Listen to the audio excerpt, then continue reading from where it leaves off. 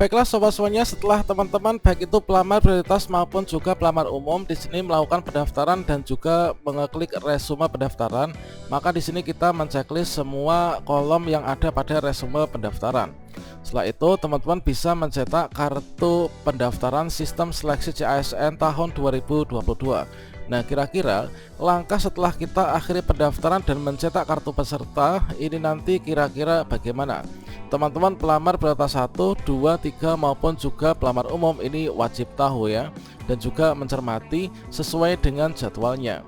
Dan kira-kira kapan sih untuk pemberkasan teman-teman guru yang sudah lulus passing grade dan sudah mendapatkan penempatan? Silahkan simak video ini sampai selesai. Namun sebelum kita lanjutkan, perlu saya ingatkan, bagi teman-teman yang mungkin baru pertama kali menemukan channel ini, silakan klik tombol subscribe-nya dan aktifkan notifikasi loncengnya, sehingga nanti jika ada update video terbaru, teman-teman tidak akan ketinggalan informasi. Baiklah sobat-sobatnya, setelah teman-teman di sini berhasil mencetak kartu pendaftaran seleksi CASN tahun 2022 khususnya untuk teman-teman guru honorer yang masuk dalam pelamar prioritas maupun juga pelamar umum, langkah berikutnya di sinilah teman-teman harus memegang kamus dengan baik-baik ya.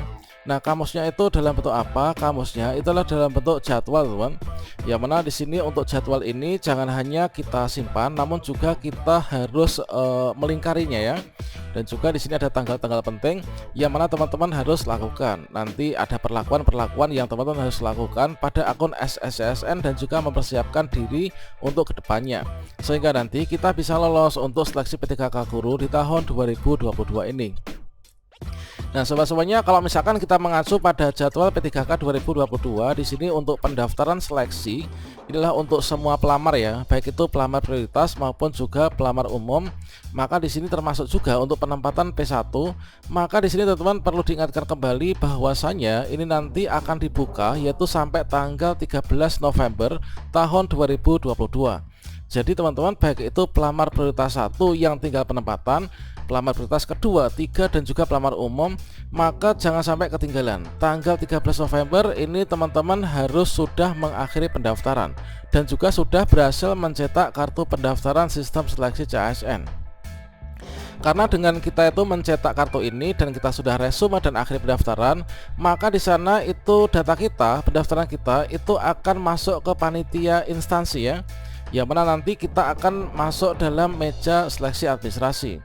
Bagi teman-teman yang tidak melakukan pendaftaran sampai tahap akhir, baik itu untuk prioritas dan juga umum, maka kalian nggak akan bisa masuk ya pada bagian seleksi administrasi. Nah, selanjutnya bagi teman-teman yang sudah mengakhiri pendaftaran dan juga mencetak kartu peserta ini, maka teman-teman nanti di sini kita akan langsung ya, yaitu akan langsung di sini sedang berjalan yaitu untuk proses seleksi administrasi. Nah, berikutnya kita tunggu nanti untuk pengumuman hasil seleksi administrasi untuk P1, P2, P3 dan juga pelamar umum. Ini adalah nanti pada tanggal 16 sampai 17 November tahun 2022. Jadi di tanggal 16 sampai dengan tanggal 17 adalah merupakan hari-hari yang sangat kita nantikan ya, baik itu untuk prioritas maupun juga pelamar umum.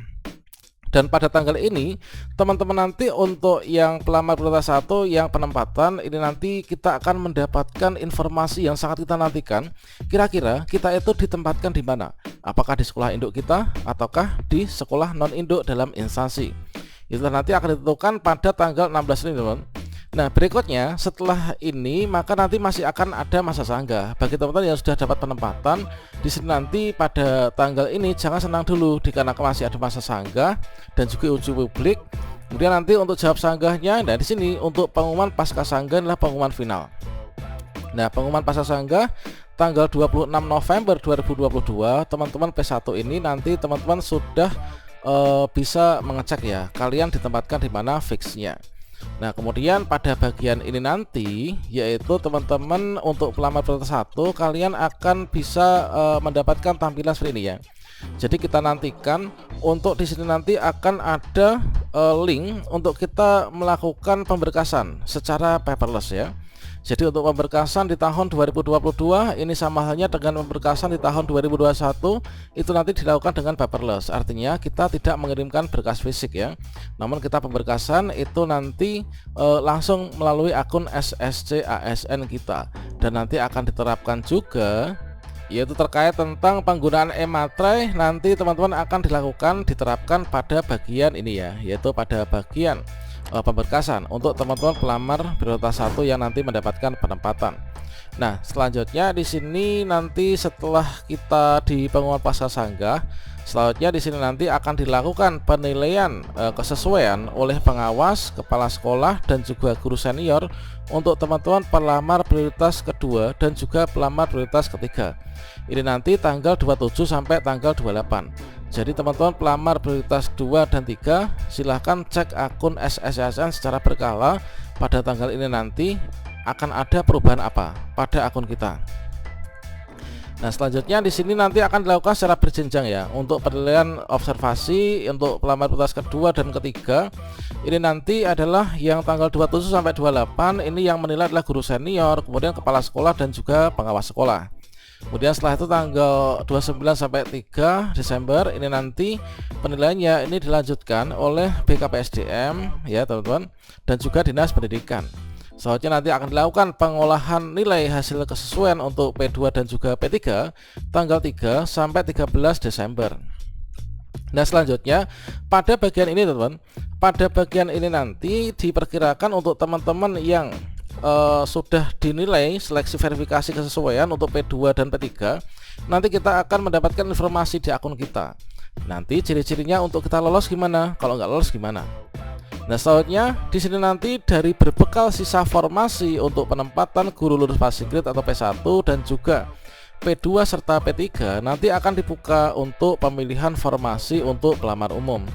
Nah, jadi nanti pada tanggal ini teman-teman untuk pelamar umum tanggal 14 sampai 18 ini nanti jangan lupa login ke akun SSCSN ya teman-teman. Waktunya hanya beberapa hari ini tanggal 14 sampai 18. Yang pelamar umum silahkan kalian login ke akun SSCSN-nya dan kemudian silahkan teman-teman memilih formasi. Ingat, pemilihan formasi nanti hanya sampai tanggal 18 Desember ya. Kalau misalkan kita lebih dari tanggal 18 ini nanti kita nggak bisa apa-apa ya, sama halnya kita nggak akan bisa ikut ujian.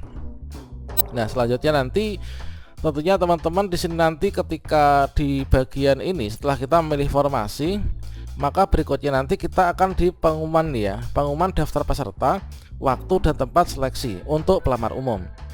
Inilah tanggal 13 sampai 15 Januari. Teman-teman nanti di sini akan bisa mencetak kartu peserta ujian ini. Jadi kita untuk pelamar umum bisa mencetak kartu peserta ujian. Ini adalah nanti tanggal 13 sampai 15 sudah mulai bisa mencetak ya. Dikarenakan apa kita bisa mencetak di sini? Nanti pada tanggal 16 sampai 21 itu dilaksanakan seleksi kompetensi untuk teman-teman pelamar umum. Nah, itu teman-teman. Jadi kita harus perhatikan untuk bagian ini. Selanjutnya di sini nanti untuk teman-teman yang pelamar prioritas kedua dan juga ketiga, ini nanti pada bagian ini ya. Pada bagian 8 untuk P2 P3 nanti di sini untuk verifikasi kesesuaiannya, seleksinya inilah yang dinilai kompetensi, kinerja dan juga background check ya. Nanti yang menilai kepala sekolah, guru senior, pengawas, kemudian Dinas Pendidikan dan juga BKPSDM. Kalau misalkan teman-teman nanti di sini yang lulus, maka berikutnya ini nanti kita akan mendapatkan penempatan ya. Nah, jadi sini nanti untuk pengumuman penempatan ini kita pantau setelah tanggal tersebut. Kemudian yang dapat nilai tertinggi maka nanti akan bisa menempati formasi ya, sesuai dengan yang kita pilih atau nanti yang akan diarahkan oleh Kemdikbudristek. Berikutnya nanti untuk teman-teman pelamar umum, maka berikutnya di sini pada bagian ini nanti kita mengikuti seleksi ya. Untuk pelaksanaan di poin ke-13, pelaksanaan seleksi kompetensi pelamar umum, nanti teman-teman mengikuti CAT UNBK. CAT UNBK soalnya ada kompetensi teknis, manajerial, sosiokultural dan juga wawancara. Untuk kompetensi teknis di sini adalah 60% langsung ya. Ini adalah nanti kalian bisa lulus langsung untuk yang teknis kalau misalkan teman-teman ini memiliki sertifikat pendidik. Nah, berikutnya nanti pengolahan hasil seleksi untuk pelamar umum tanggal Januari ini 21 sampai 1 Februari. Kemudian pengumumannya, nah, pengumuman final hasil seleksi P1, P2, P3 dan juga umum tanggal 2 sampai tanggal 3 Februari tahun 2023. Masa sanggah, kemudian jawab sanggah, kemudian pengumuman pasca sanggah. Kemudian berikutnya di sini pengisian DRH dan juga nanti pemberkasan. untuk teman-teman prioritas 1, kemudian prioritas 2, 3, dan juga pelamar umum. Kalau misalkan melihat jadwal ini, tentunya nanti untuk pengisian daerah akan dilakukan secara bersamaan ya. Setelah itu nanti diusulkan penetapan nomor induk P3K sampai dengan 31 Maret.